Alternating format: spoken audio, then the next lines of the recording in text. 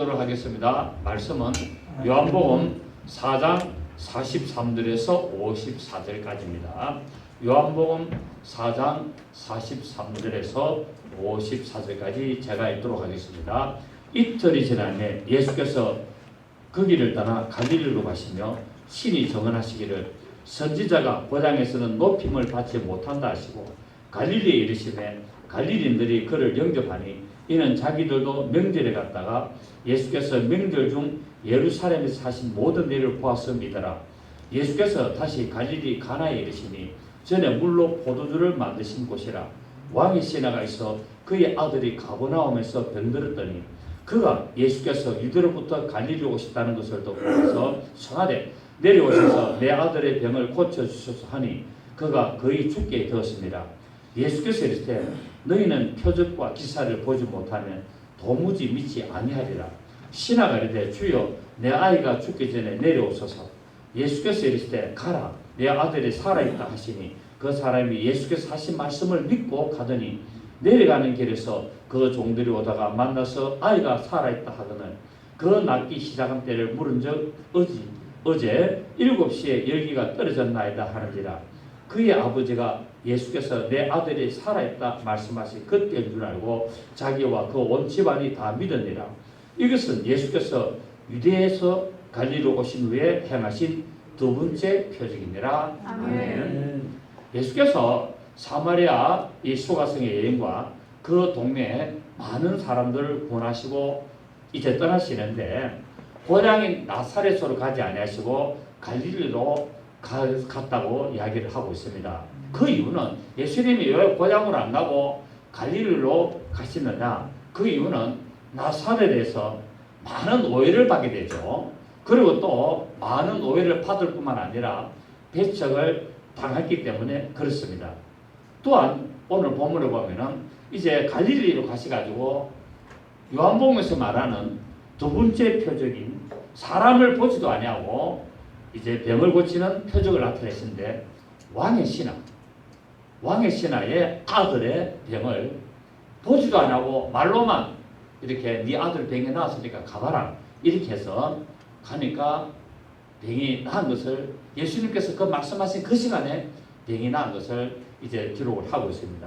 이것은 결국 뭐냐면은 예수님께서는 사람의 영적인 죄와 육체의 질병을 치료하시는 메시아이심을 나타내시고 있는 내용입니다. 오늘 예수님께서 이제 나사렛 고향을 안 가시고 갈릴리로 가시면서 그 이유를 말합니다. 선지자가 고향에서는 높임을 받지 못한다. 내가 내 고향 나사렛 가봐야 사람들이 나 싫어한다. 그리고 내 말을 안 믿는다. 그렇기 때문에 내가 지금 나사렛 고향으로 안 가고 갈릴리로 간다라고 그 이유를 분명히 밝히고 있습니다. 예수님께서 친히 이렇게 증언을 하신 것은 사람들이 사람을 판단할 때 외모를 보고 판단을 하기 때문에 그렇습니다. 왜냐하면 나사렛 사람들은 예수님의 성장 과정을 너무나 잘 알고 있고 예수님이 목수의 아들이고 또 그 직업이 목수고 또 학교라고는 근처도 안 가봤고 어떤 공부도 안 했고 어떤 그런 성장 과정을 너무나 잘 알고 있죠. 집안이 가난했고 공부도 못했고 외모도 별로 뛰어난 것도 아니고 이렇게 외모적으로 겉으로 볼 것이 없었기 때문에 결국은 예수님이 메시아이심을 배척하게 되고 인정을 하지 아니하게 됐습니다. 그런데 우리가 잘 생각해 보면은 거꾸로 역설적으로 만약에 내가 저 사람의 출신을 잘 아는데 어떤 능력이 나타나고 어떤 뛰어난 실력을 나타낸다면은 저 사람은 누가 쓰는 모양이다. 그래서 예수님의 성장 과정을 잘 알고 그 집안의 배경을 알기 때문에 그럼에도 불구하고 이런 놀라운 표적과 기사와 이적을 나타내면은 하나님이 쓰시는 게 맞는 모양이다. 이렇게 생각을 하고 믿었어야 했는데도 불구하고 사람들은 눈에 보이는 것만을 받아들이기 때문에 예수님을 믿지 아니하고 받아들이지를 않았습니다. 예수님께서는 지위나 학벌이나 가문이나 어떤 집안의 세력도 없었고 더군다나 볼품이 없었죠. 그래서 성경 보면은 메시아가 오는 모습을 예언을 해놨는데 그것이 이사야 53장 2절에서 3절에 예언을 해놨습니다. 그는 주 앞에서 자라나기를 연한순 같고, 여기서 연한순이란 말은 아주 연약하단 말이죠. 그러니까 메시아가 오면은 메시아가 이제 자랄 것인데, 자라는데 어떻게 자랐냐? 별 볼 일 없이 사람의 눈에 띄지 않는 그런 모습으로 자라나고, 그 다음에 마른 땅에서 나온 줄기 같아. 결국 뭡니까? 마른 땅에서 나온 줄기라는 말은 어떻게 나옵니까? 비쩍 말라가지고 아주 볼품이 없죠.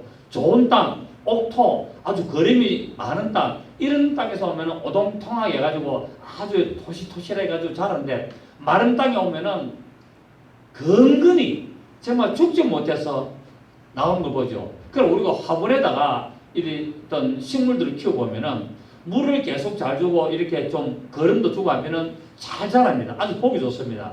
그런데 물을 갖다가 막 일주일에 한 번이나 또 뭐 보름에 한 번 정도 주면은 어떻게 됩니까? 잘 자라지도 않냐고 바싹 말라가지고 비실비실하고 아주 볼품이 없는데, 우리가 그런 모습을 보면서 메시아가 오게 되면은 이런 마른 땅에 줄기 같아가지고 곰 모양도 없고 또 풍채도 없고, 그러니까 영양가가 없어가지고 모양도 없고 풍채도 없고 우리의 보기에 허무할 만한 아름다운 것이 없도다. 그 예수님은 육체적으로 집안적으로 어떤 배경이 아름다운 그런 볼만한 것이 전혀 없다라고 예언되어 있습니다. 그것뿐만 아니라 그는 멸시를 받아서 사람에게 실어버린 바가 되었고, 간고가 가난의 고통이죠. 간고를 많이 겪었으며 질고를 아는 자라, 질병의 고통을 아는 자라, 마치 사람들에게 얼굴을 가리고 보지 않음을 받는 자 같아서 멸시를 당하였고 우리도 그를 귀여기지 아니하였도다. 그렇게 예언이 되어 있습니다. 그래서 이 이사야 53장의 2절과 3절의 예언대로 예수님께서 집안에, 가난한 집안에, 그리고 배경도 없고 또 학벌도 없고 풍채도 없고 아주 그렇게 사람들로부터 인정받지 못하도록 오신 것을 우리가 알게 되고, 오늘 예수님께서 말씀하시기를 내가 고장으로 안 가는 것은 사람들에게 내가 높임을 받지 못하기 때문에 안 간다라고 말씀을 하고 있습니다. 여러분, 하나님은 사람을 외모로 취하지 아니하신다고 말씀하고 있습니다. 사람들은 보는 외모, 풍채, 어떤 이런 거를 보고 아 좋다 이렇게 말하고 있지만은, 하나님은 사람의 외모보다는 그 사람 속에 있는 믿음을 보신다고 말씀을 하고 있죠. 그래서 사도행전 10장 34절에 보면은 베드로가 입을 열어 가로되 내가 참으로 하나님은 사람의 외모를 취하지 아니하시고 각 나라 중 하나님을 경외하며 의를 행하는 사람은 하나님이 받으시는 줄을 내가 깨달았도다 라고 말하고 있습니다. 예수님의 수석 제자 베드로가 이제 성령님이 임하시고 나니까 알게 되죠. 하나님은 사람을 외모로 보시는 것이 아니라 하나님을 경외하는 사람을 보게 되고, 또 하나님은 의를 행하는 사람을 하나님은 받으시고 취하신다는 것을 이제 내가 어떻게 했다고요? 깨달았다는 겁니다. 성령님이 임하셔야만이 이것을 깨닫게 되는 것을 알 수가 있습니다. 그리고 또 우리 야고보서 2장 1절에 보면 이런 말씀이 있는데, 내 형제들아 영광의 주 곧 우리 주 예수 그리스도를 믿는 믿음을 너희가 받았으니 사람을 외모로 취하지 말라. 이제 예수를 믿느냐? 예수를 믿는 사람은 다른 사람들을 볼 때 무엇을 보면 안 된다? 외모를 보지 말라는 거예요. 무엇을 보라? 그럼 예술적으로 무엇을 봐라? 믿음을 봐라는 거예요. 그 사람이 어떤 사람인지 믿음을 봐야 된다고 말씀하고 있죠. 그래서 이 야고보 사도도 결국 이제 예수 그리스도를 믿는 믿음을 받았으면은 사람을 절대로 외모로 판단하지 말고 그 사람 안에 있는 믿음으로 판단을 해야 된다고 말씀을 하고 있을 뿐만 아니라, 우리가 잘 아는 사무엘상 16장 7절을 보면은 여호와께서 사무엘에게 이르시되 그 용모와 신장을 보지 말라. 결국 뭡니까? 하나님이 사무엘에게 명령하시기를 저 이새의 집에 가서 내가 택한 자에게 기름을 부어 왕을 삼아라 그랬는데, 그러면서 하시는 말씀이 뭐냐면은 용모와 신장을 보지 말라. 그 사람의 겉모습이와 그 키가 크고 어떤 귀골이 장대하고 그것을 보지 말라. 왜? 내가 이미 그를 버렸다. 사람이 볼 때는 아주 귀골이 장대하고 외모가 준수하고 아주 실력이 뛰어나고 상당한 능력이 있는 것 같지만은 하나님이 볼 때는 맺다고요? 버렸다고 말하고 있습니다. 그 버렸다는 거예요. 여러분 지금 우리 한국에 제가 수시로 얘기합니다만은 우리 대형교회 목사님들 다 그런 건 아니지만은 사상이 좌파적인 사상이 돼가지고 오늘날 경제 교회가 시끄럽습니다, 여러분. 한국 교회가 이 큰 교회들이 단임 목사들이 좌파적인 이 영향을 많이 받아가지고 설교를 아주 교묘하게 좌파적인 어떤 그런 내용들, 어떤 그런 소득주도 성장, 어떤 이런 것들, 그리고 가난한 사람을 도와야 된다. 이런 성경에 있는 것들을 가지고 왜곡을 해가지고 아주 좌파적인 설교를 많이 하고 있는데 이 대표적인 케이스가 이번에 분당 우리 교회에서 아주 거기 드러났죠. 그래서 이 설교가 굉장히 심각합니다, 여러분. 대선 2주 전에 세월호 사건을 설교를 해버렸죠. 그래서 그 영향이 굉장히 이렇게 미친 것도 사실입니다, 여러분. 그리고 우리나라에 지금 대형교회들 목사들이 뿐만 아니라 교인들도 이 좌파적인 사고방식에 물들어가지고 우리나라의 기독교가 상당히 지금 위협을 당하고 있습니다. 그래서 이 정훈 교수 같은 사람들이 지금 나와가지고 어떤 보수로 가야 되고 동성애 이런 것들도 이제 지적을 하면서 막 이렇게 싸우고 있는데 오늘날 우리 개신교 목사님들 일부 분들이 이렇게 문제를 일으키고 있습니다. 우리 한기총 대표 정강훈 목사님이 이제 문재인 대통령 하야를 성명을 발표하고 이렇게 하죠. 그러니까 교회 원로들이 모여가지고 뭡니까? 막 난리가 났습니다. 정강훈 목사 사퇴하고 이렇게 하라고 이야기했는데 나는 그 교회 원로들이 그 사람들이 어떤 사상들인가를 나는 아주 정말 이해를 못합니다. 그 중에 대표되는 사람이 손봉호 장로. 그 완전히 좌파, 골수 좌파거든요. 그 사람은. 그 사람은 뭐냐면 교회 헌금할 필요도 없고 그렇게 이야기합니다. 아주 상당히 문제가 있는 사람입니다. 그래서 뭐 몇 년 전에 모 교회 어떤 큰 교회 붕해를 가서 이렇게 세미나를 인도하다가 끌려 내려왔습니다. 교회 헌금 안 해도 된다고 교인들한테 이야기해가지고 그래서 끌려 나왔습니다. 그런 이런 웃지 못할 일들이 지금 일어나고 있고 아주 심각한 일들이 지금 우리 한국에 우리 조국 교회에 아주 위협을 하고 있습니다. 결국 뭡니까? 사람들은 겉모습을 보고 그 출신 배경을 보고 어떤 그런 어떤 사이즈를 보고 어떤 그런 걸 보고 교회를 다니고 있다는 겁니다. 그러다 보니까 이 말씀이 어떤 말씀인지 이런 정말 좌파적인 어떤 그런 내용인지 하나님의 말씀을 인용하기는 인용하는데 이 말씀에 보듯이 왜곡되는지 아는지를 분간을 못한다는 사실입니다. 그래서 예수님도 뭐랬습니까? 예수님도 하나님의 말씀을 가르치고 선포하는데도 사람들은 전부 다 배척을 하고 사람들이 받아들이지 않냐고 뭐 했습니까? 싫어했습니다. 왜냐하면 바리새인과 서기관들, 대제사장들 이런 제사장들이 하나님의 말씀을 선포하는 거하고 반대가 되거든요. 그러다 보니까 계속 배척을 하게 되고 이제 이단으로 몰리게 되는 이런 내용들을 우리가 알았습니다.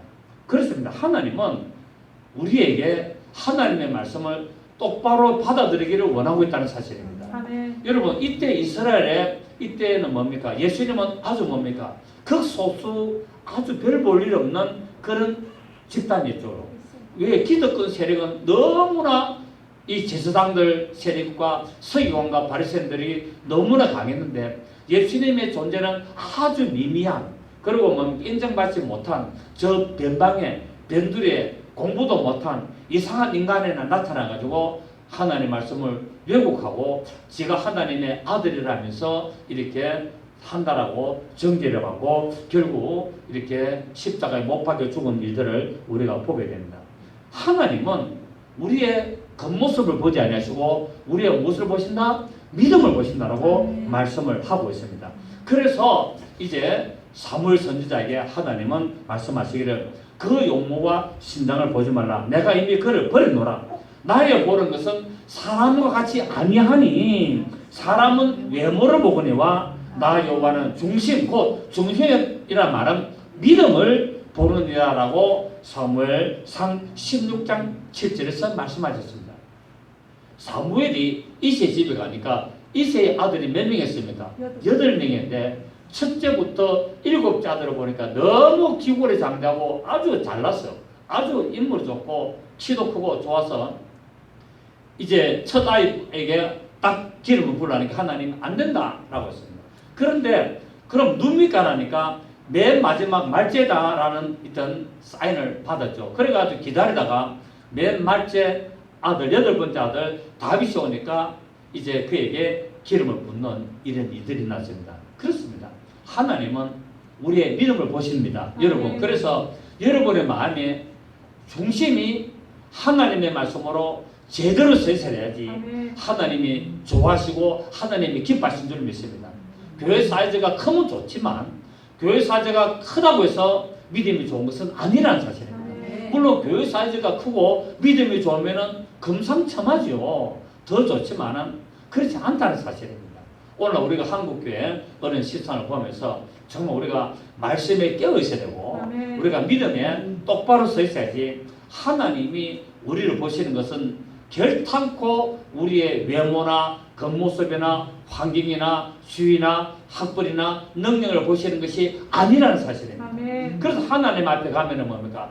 내가 너를 모른다라고 이런 말을 듣게 되면은 끝입니다, 여러분. 그래서 여러분 우리가 인생살이 그렇게 어찌 보면 길다면 길고 짧다면 짧는데 여러분 우리 하나님 앞에 똑바른 믿음, 올바른 믿음, 하나님이 인정하시는 믿음을 세워나가시기를 예수님은 축복합니다. 여러분 실상 우리가 외모로 말하자면은 바리새인과 서기들 만큼 외모가 좋고 또 학벌이 좋고 집안 배경이 좋은 자들이 어디 있겠습니까? 어찌 보면은 흠잡을 만한 것이 없는 사람들이었습니다.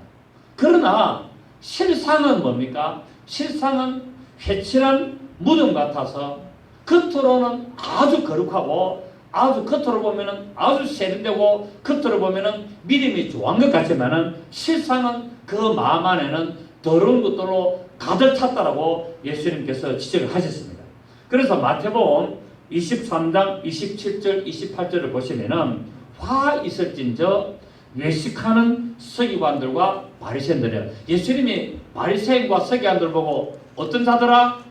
화가 있을진저 너희들에게는 화가 있다. 그러니까 그때 당시에 이 바리새인과 서기관들은 사람들로부터 아주 존경을 받고 믿음이 굉장히 좋은 사람으로 인정을 받았는데 예수님이 오실 때는 뭡니까? 전부 다 회칠한 무덤이고 그 안에는 화가 가득하게 있는 그런 믿음에 아주 문제가 있는 자들이라고 말하고 있습니다. 그래서 회칠한 무덤이라는 말은 무덤 안에는 뼈와 썩는 것들이 가득한데 그것을 겉에 흰 가루를 해를 뿌려가지고 아주 보기 좋게 만들어서 사람들을 속였다라고 이야기를 하고 있습니다. 결국 오늘날도 보면은 뭡니까? 목사나 어떤 교인들이 사람들을 볼 때는 존경을 받고 아주 믿음이 좋은 것처럼 보이지만 실상은 그 안에 뭡니까? 사람을 속이는 악한 교활함, 교만함, 아주 나쁜 그런 것들로 가득 차 있다고 말하고 있습니다. 그래서 마지막에 하나님이 이것을 어떻게 하신다고요? 다 분별하시고 다 드러내신다고 말씀하고 있습니다. 여러분 때가 되면 다 드러나게 되어가 있습니다. 다 되어가 있습니다. 근데 사람들은 뭡니까? 겉모습 좀 잘해주는 것 그런 것에 대해서 속아가지고 채운 줄 아는데 물론 다 자기 책임이죠. 자기 책임인데 나중에 땅을 치며 후회할 날도 올 겁니다. 여러분 왜? 하나님의 진리는 반드시 드러나기 때문에 그렇습니다. 그래서 말합니다. 서기관들과 바리새인들이여 회칠한 무덤 같으니 겉으로는 아름답게 보이나 그 안에는 죽은 사람의 뼈와 모든 더러운 것들이 가득하도다. 이와 같이 너희도 겉으로는 사람으로 에게 옳게 보이나 안으로는 외식과 불법이 가득하도다라고 말씀하고 있습니다. 여러분 사람들을 사귀 보면은 겉으로 보면 참 좋은 것처럼 근데 좀 교제를 보면은 그 안에 뭡니까? 더러운 것들이 막 드러나는 사람들도 있습니다. 왜 처음에는 모르죠. 왜 모릅니까? 그토록 포장을 딱 했거든요. 그토록 포장을 딱 해서 뭐 예를 들면 여자들이 뭡니까? 화장을 갖다 쫙 해가지고 아주 멋지게 꾸며놓으면 모르잖아요. 근데 언제 압니까? 세수하면은 압니다. 예. 세수하면은 그 본 얼굴, 기미가 막 얼굴에 막 죽은 깨가 확 있는 걸 다 드러나죠. 제가 그때 직장 생활할 때 우리가 이제 다방에 그때는 지금은 커피숍이지만 그때는 다방을 많이 다녔어요. 그때 다방 그때 몇십 년 전 아닙니까? 그러면 다방에 가면 다방 마담하고 레지라고 있었어요. 그래서 오면은 손 들어오면 옆에 앉아가지고 막 커피 한 잔 얻어보려고 막 아약 들고 이러거든요. 보면은 화장을 얼마나 두껍게 하는지 아주 뭐 미니나. 근데 어떤 데는 모르고 아침에 일찍 이제 모닝커피 한다는 그때는 모닝커피 보면은 커피에다가 뭐 타줍니까? 계란 노른자. 계란 노른자 그거 하나 먹으려고 아침에 출근하기 전에 일찍 이제 이 다방에 가는 우리 이제 출근하기 전에 다방이 있었어요. 그 다방에 가지고 우리 같은 출근하다가 만나면은 모닝커피 그 한잔 하고 그 모닝커피 그 노른자 그 딱 깨가 하면은 기름이 동동동동 뜨거든. 아주 좋습니다. 그래가지고 지금은 그런 거 없는데 참 촉이 드러나네. 그런데 일찍 가다 보면은 이제 레지들은 준비를 해가지고 손님 오면은 이렇게 커피 드는데 다방 마담은 좀 늦게 또 올 수 있어요. 마침 세수를 하고 딱 넣어보면은 화장을 못해가 딱 마주친 거야. 못 알아보니까 뭐 아이고 오셨어요 하는데 나는 누구세요? 얼굴이 완전히 180도 틀리더라고요. 그렇습니다. 그리고 제가 며칠 전에 저 중앙동에서 제가 지하철 딱 타고 이제 온다고 오는데 저는 요새 지하철 많이 타고 다니잖아요. 그런데 아가씨 두 명이 딱 탔어요. 중앙동에서 같이 딱 탔는데 내 옆에 딱 하필이면 내 옆에 딱 앉아서 이 아가씨가 한 내가 볼 때는 한 고등학생 정도 되겠더라고요. 딱 앉자마자 가방을 딱 이 뒤에 있는 가방을 앞으로 딱 빼더만 거기서 딱 열고 뭐 하냐면은 화장을 딱 하기 시작하는데 부전력 서민까지 올 때까지 그 화장을 다 좋았다. 두드리고 옆으로 또 딱 기르고 또 이거 막 그러니까 막 야 부끄러지도 못하고 그래도 머리다가 감는 거 있잖아요. 롤을 감아가지고 딱 그래가지고 다니고 그러다가 한 30분간을 계속 화장하는데 나중에 딱 나가는 거 보니까 얼굴이 완전히 달라졌거든. 들어올 때 얼굴하고 나갈 때 얼굴하고 완전히 달라. 근데 속으로 야 변신했네. 뭐 이거 오늘 설교하다 보니까 생각이 나가지고 좀 이야기 길었습니다만 그렇습니다. 외식과 불법이 가득 찬 데 해칠한 무덤이 돼가지고 하나님은 사람이 외모를 보지 않냐고 아무리 사람이 외모를 꾸며도 하나님은 그 마음의 중심 곧 믿음을 보신다고 말씀을 하고 있습니다. 그렇기 때문에 사람을 평가하는 것은 결국 그 사람의 열매인 믿음과 중심을 보고 평가하고 판단을 해야 된다는 사실입니다. 여러분들이 사람들하고 교제하고 사귈 때 여러분 외모를 보시면 안 됩니다. 물론 외모를 무시할 수는 없지만 외모를 보시지 말고 그 사람의 말의 인격을 들어보시기 바랍니다. 그 사람의 말을 딱 들으면 뭐가 뭡니까? 그 사람의 인격이 묻어나고 있습니다. 절대로 여러분 말에는 인격이 묻어날 수밖에 없습니다. 인격을 속일 수가 없습니다. 대화를 하다 보면 그 사람의 인격이 딱 점수가 나오게 됐습니다. 그래서 아무리 겉으로 보면 훌륭하게 보여도 말에 이 사람의 수준이 얼마다는 것을 알게 됩니다. 그래서 우리는 하나님이 보시기에 정말 받으시는 그런 마음의 중심, 곧 인격을 우리가 세워가야 될 줄로 믿습니다. 자, 오늘 그러면서 예수님이 이제 갈릴리로 가시는데 갈릴리로 가시다가 뭐를 만났냐? 왕의 신하가 딱 예수님 앞에 나와서 예수님 앞에 부탁을 하는데 무엇을 부탁하냐면은 내 아들의 병을 고쳐주소서. 여러분 왕의 신하 같으면 상당히 괜찮은 사람입니다. 상당히 사회적으로도 위치가 높고 아무나 이야기를 안 하는 사람이죠. 그런데 이 왕의 신하가 기다렸다는 듯이 예수님이 오시는 걸 보고 딱 그 앞에 나가가지고 사정을 합니다. 사정을 하면서 결국 오늘 우리 46절을 보십시오. 46절 보면은 예수께서 다시 갈릴리 가나에 이르시니 전에 물로 포도주를 만드신 곳이라 왕의 신하가 있어 그의 아들이 가버나움에서 병들었더니 라고 말하고 있습니다. 그가 예수께서 유대로부터 갈릴리로 오셨다는 것을 듣고 가서 청하되 내려오셔서 내 아들의 병을 고치소서 하니 그가 거의 죽게 됐으니라 하고 있습니다. 왕의 신하가 이렇게 아들의 병을 고쳐주기를 간절히 구하는 것은 예수님께서 가나에서 물로 포도주를 만드는 이 첫 번째 기적의 소문을 들었다는 겁니다. 이 소식을 듣고 여러분 왕의 신하 같으면은 그 주위에 유명한 사람들이 많이 있습니다. 어른들도 많이 있고 돈도 많고 얼마나 괜찮았겠습니까? 그런데 여러분 이 사람이 그냥 예수님의 그 아무것도 아닌 예수님 앞에 나올 수 있는 것은 병원을 다녀봤는데 의원들에게 치료받는데 아무 효과가 없다라는 거예요. 그러다 보니까 거의 죽게 된 지금까지 왔는데 딱 예수님의 소문을 듣게 된 겁니다. 물로 포도주를 만들었다. 이런 기적을 나타낸다. 병을 고친다는 소문을 듣고 여러분 아들이 죽어가는데 앞뒤 잴 거 없습니다. 그래서 사람들은 수군거리고 여러분 조사를 안 해봤겠습니까? 왕의 신하 같으면은 그 출신이 어디고 배경이 어떻고 학교는 어디 나왔노 이런 거 다 알아봤겠죠. 그런데 목수 집안이고 목수고 별 볼 일 없고 그냥 가난한 집안이고 어느 날 불쑥 나타났다. 그러면은 잘 안 옵니다. 그런데 왕의 신하는 자기 아들이 죽어가다가 보니까 모든 의사들에게 다 병을 고치는데 돈도 많이 썼고 했는데 안 되다 보니까 예수님 앞에 와가지고 간청을 하게 됩니다. 여러분 지금 가버나움에서 가나까지 왔습니다. 예수님이 계시는 가나까지 가버나움에서 왔는데 이 거리가 역사적으로 지금 약 32km 정도 됩니다. 이 32km 하루길 거리죠. 하루가 걸려서 와야 될 거리를 이렇게 달려왔습니다. 왜?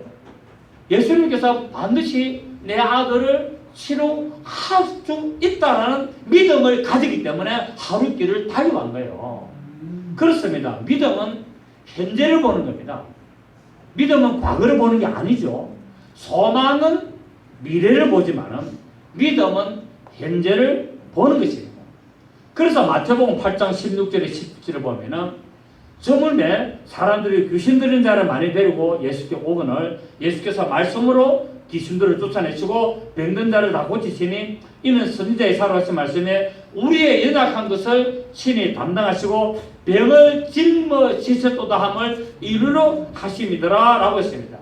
결국 예수님이 이 세상에 오신 것은 우리의 모든 병을 짊어지러 오셨다는 사실을 이 왕의 신하가 이해를 했다는 겁니다. 이거를 맺다고요? 믿었다는 겁니다.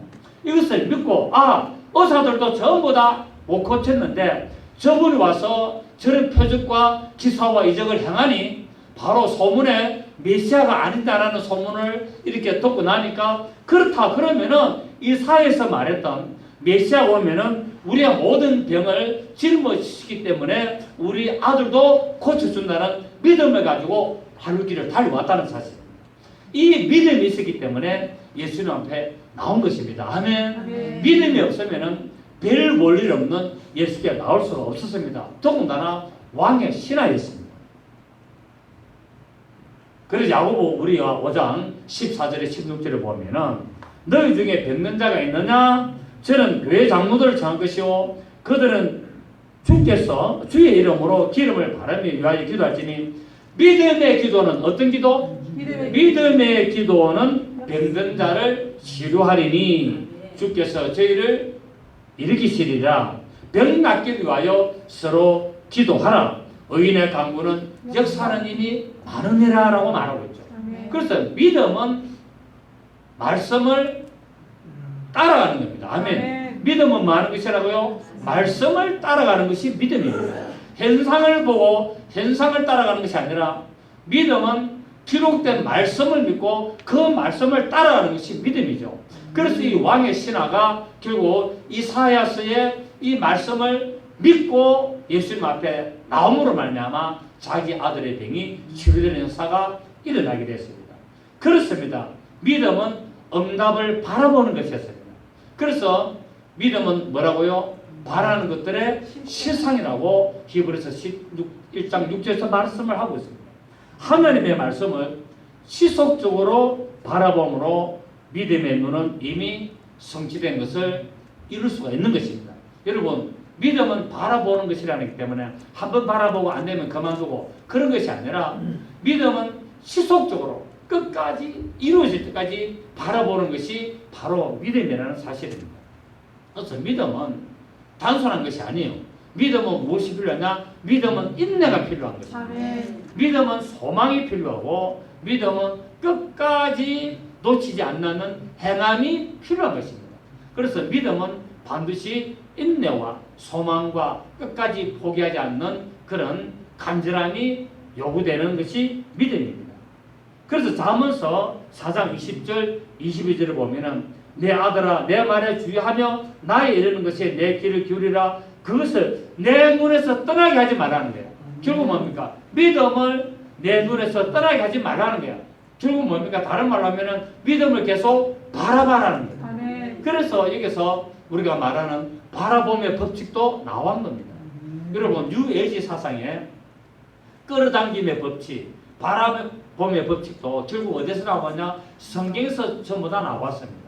그래서 성경은 믿음은 많은 것이냐? 믿음은 바라보는 것인데 반드시 그래 될 줄로 믿고 바라보는 것인데 결국 내 눈에서 떠나게 하지 마라. 계속 바라봐라는 겁니다. 믿음을 어떻게 하라고요? 계속 바라보기를 예수 이름으로 축복합니다. 그리고 내 마음속에 지켜라. 믿음을 바라보면서 뭐라고요? 그래 될 줄로 믿으라는 거예요. 그것을 계속 지키라고 말씀하고 있습니다. 그것을 얻는 자에게 생명이 되며 그 온 육체에 약이 된다, 건강이 된다라고 성경은 이 잠언서 4장 20절에서 22절에 말씀을 했습니다. 그렇습니다. 하나님의 말씀이 나음을 입었다라고 하셨다면 우리는 나음을 입는 것입니다. 아멘. 응답을 받는 것이라면 우리는 응답을 받는 것입니다. 그리고 하나님은 우리를 돌보고 계신다면 하나님은 지금도 우리를 돌보고 계시는 겁니다. 아멘. 이것을 믿음으로 바라보고 끝까지 인내하고 놓지 말아라고 말씀하고 있습니다. 그래서 우리가 잘 아는 마가복음 11장 23절에 이 산들을 들려 바다에 던지오라 하면은 그 말하는 것이 이룰 줄을 믿고 마음에 의심치 아니하면은 그대로 되리라 말씀하고 있죠. 그러니까 의심하지 말라는 거예요. 의심하지 말고 지속적으로 바라보고 실천하고 행하면은 그대로 된다고 말하고 있죠. 여러분 중국에 우공이산이라고 있지 않습니까? 소가 한 걸음 한 걸음 옮겨서 가는 것처럼 이 산을 소가 한 걸음 한 걸음 옮기는 그런 밀이라는 방법으로 한 삽씩 옮기다 보면 언젠가는 이 산을 옮기게 된다고 말하고 있죠. 이란 말은 미련하지 할지라도 계속 뭡니까? 그 걸음을 걸어가라고 말씀하고 있는 내용이겠죠. 참 좋은 내용입니다. 우공이산. 그래서 저도 가끔씩 힘들 때는 우공이산을 단어를 한 번씩 생각을 해봅니다. 하나님의 말씀이 나음을 입었다면 나은 것이고 하나님이 나를 지키신다면 지키고 계시는 것이고 하나님이 나를 인도하신다면 인도하고 계시는 겁니다. 이처럼 믿음을 환경을 보는 것이 아니라 믿음은 말씀을 바라보는 것이고 말씀을 붙들고 걸어가는 행위가 우리에게 믿음이라고 말씀을 하고 있습니다. 그래서 히브리서 4장 14절에 보면은 우리가 믿는 도리를 굳게 잡을지어다. 우리가 믿는 도리가 뭡니까? 말씀, 길도자 이치리.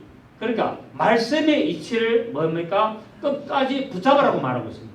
우리가 믿는 도리를 끝까지 붙잡아라. 결국 뭡니까? 하나님의 말씀, 믿는 도리, 이 하나님의 말씀의 이치를 끝까지 붙잡아야 된다고 말씀을 하고 있는데 그가 누구냐면은 우리에게 있는 대제사장이신 예수 그리스도 하나님의 아들이시라고 말씀을 하고 있습니다.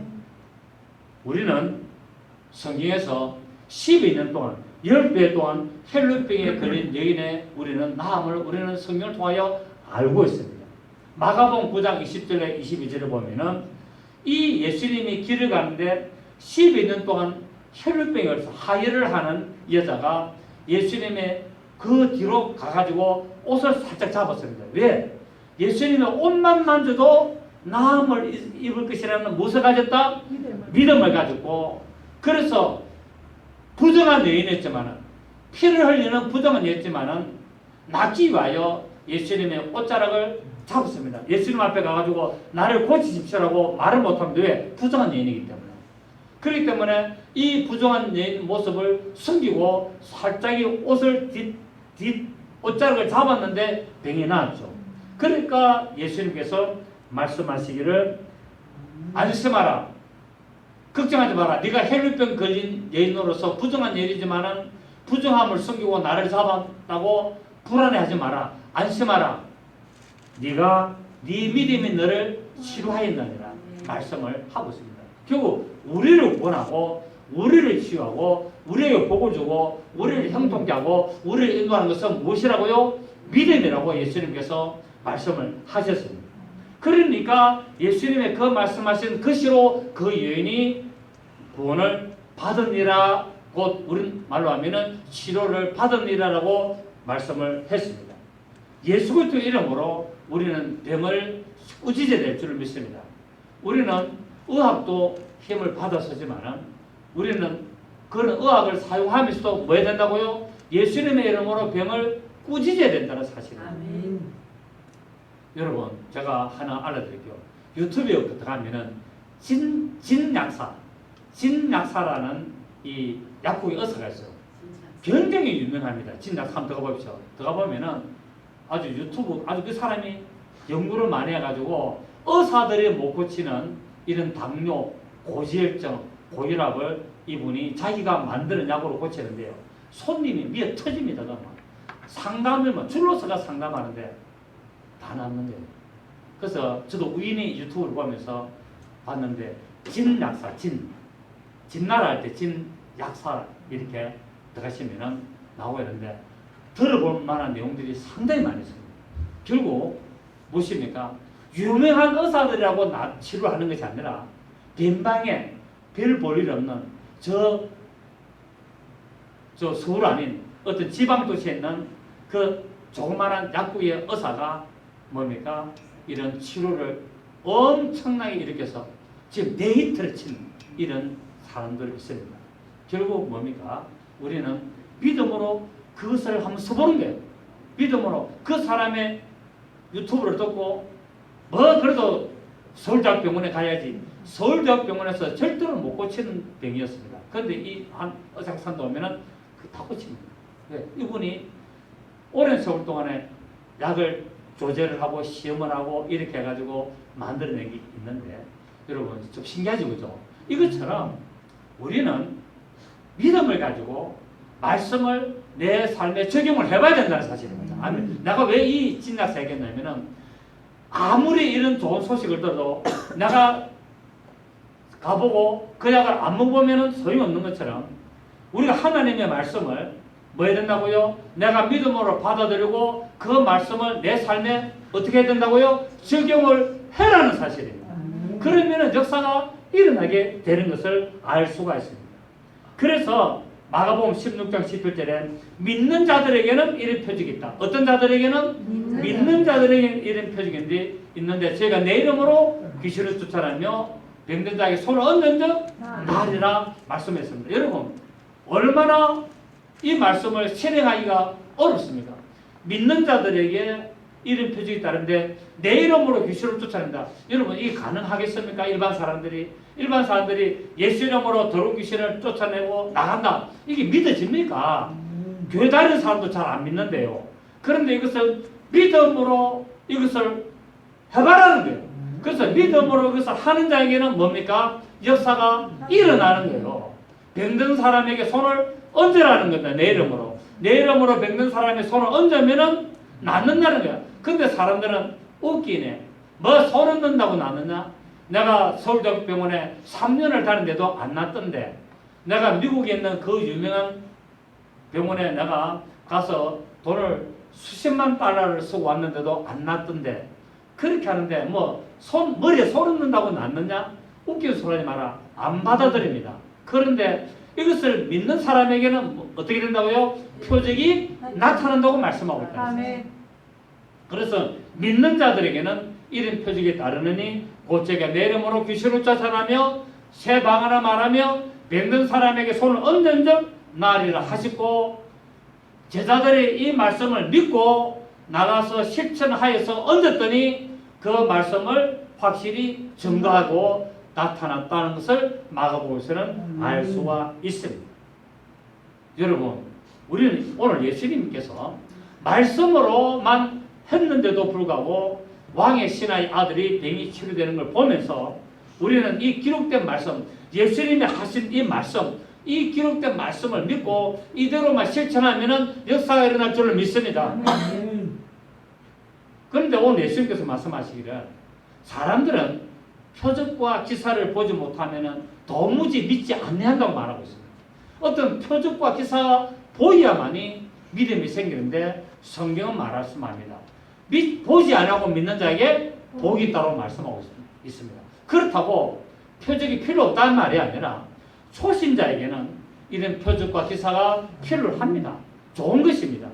하지만 신앙의 성장이 이루어 갈수록 계속 표적과 기사만을 따라다니거나 표적과 기사만을 요구한다면 결코 좋은 믿음이라고 할 수가 없습니다. 저도 많은 사람들을 손 얹어서 또는 명령해서 병을 고쳤습니다. 여러분이 아신 대로 많은 사람들을 고쳤습니다. 그런데 그 표적만 달보고 계속 기도만 받으러 놓은 사람들의 오늘 교회에 있습니까? 없습니까? 없습니다. 어디 갔습니까? 다 떠나갔습니다. 다 낫고 좋아지니까 골프 치러 다니고 운동하러 다니고 낚시 다니고 등산 다니고 내 육체 건강을 위해서 다녀야 된다고 다니고 있습니다. 왜? 표적과 기사만 보고 따르다 보니까 나아버리면 믿을 이유가 없는 겁니다. 그래서 성경은 표적과 기사가 나쁜 건 아니지만 좋은 것입니다. 좋은 것이지만은 이것을 어떻게 된다고요? 믿음에 성장할수록 이것을 잘 활용을 하고 사용을 해야만 되지, 표적과 기사만을 따라가고 계속 표적과 기사만을 요구한다면 그 사람의 믿음은 성장할 수 없고 어린아이 믿음으로서 나갈 수밖에 없음을 우리가 알 수 있습니다. 자, 그렇다면 하나님은 왜 우리에게 표적과 기사를 주셨는가? 그 이유를 우리가 알아야 되는데, 첫째, 예수님이 우리에게 표적과 기사를 주신 이유, 첫째, 말씀을 확실히 전가하시기 위하여 주셨다. 표적과 기사를 왜 주셨다고요? 말씀을 전가하려고. 이 말씀이 하나님의 말씀이고, 이 말씀이 살아계시는 말씀이고, 이 말씀이 능력의 말씀이고, 이 말씀대로 하면 반드시 이루어진다는 것을 증거하려고 표적과 기사를 주셨어요.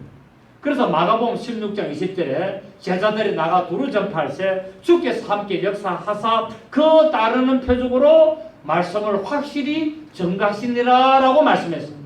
내 이름으로 귀신을 쫓아내고 새 방언을 말하고 뱀을 집으며 무슨 독을 말지도 해받지 않고 병든 사람의 손을 얹은 날이라, 이 말씀을 들은 제자들이 나가서 그들을 해보니까 주께서 함께 하사 역사하사 그 따르는 표적으로 말씀을 확실히 증거를 한다라고 말씀을 기록한 것처럼 표적과 기사를 주는 목적은, 이유는 말씀을 증가하시기 위하여 주셨고, 두 번째는 그 말씀에 권위를 세우려고 주셨습니다. 아멘.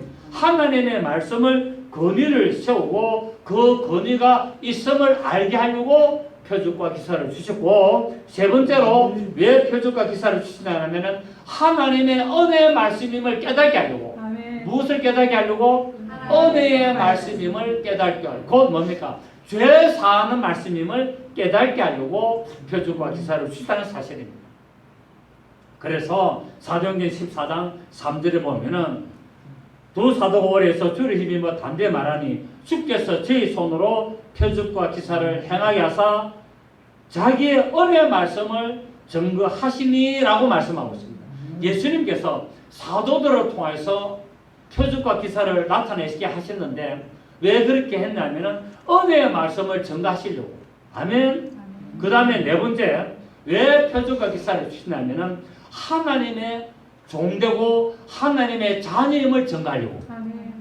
내가 하나님의 종이고 또 하나님의 자녀인 것을 나타내시고 증거하시려고 표적과 기사를 그 사람에게 허락하시는 겁니다. 아멘. 그 여러분이 예수 이름으로 기도해가지고 표적과 기사가 나타나면은 여러분이 하나님이 여러분을 뭐로 본다? 하나님의 쓰시는 도구요, 하나님의 자녀요, 하나님의 종으로 인정하시려고 그렇게 하신다는 사실이에요. 그 여러분의 아들이나 여러분의 친구나 여러분의 가족에게 여러분이 예수 이름으로 손들어서 기도하면은 낫습니다. 그러면은 그때 하나님은 여러분에게 무엇을 보여주시려고? 내가 하나님의 자녀구나. 하나님의 나를 도구로 쓰시구나. 이것을 깨닫게 하려고 주셨다는 사실입니다. 그렇기 때문에 표적과 기사를 나타낸 것은 자랑할 것이 하나도 없다는 거예요. 왜? 하나님이 이렇게 하시려고 표적과 기사를 주셨지 나를 자랑하려고 주신 것이 아니라는 사실을 믿으시기를 바랍니다. 그래서 참된 믿음은 하나님의 말씀을 믿고 그 믿는 믿음으로 표적과 기사가 나타나는 것입니다. 할렐루야. 그래서 이 표적이라는 것은 결국 내가 하나님의 말씀을 올바로 믿고 내가 하나님의 자녀가 되고 하나님의 종임을 성취되는 것을 보고 하나님을 영화롭게 하는 방편이고 역사인 것이지 결탄코 나를 높이거나 나를 잘하는 것이 아니라는 사실을 우리가 알 수 있습니다.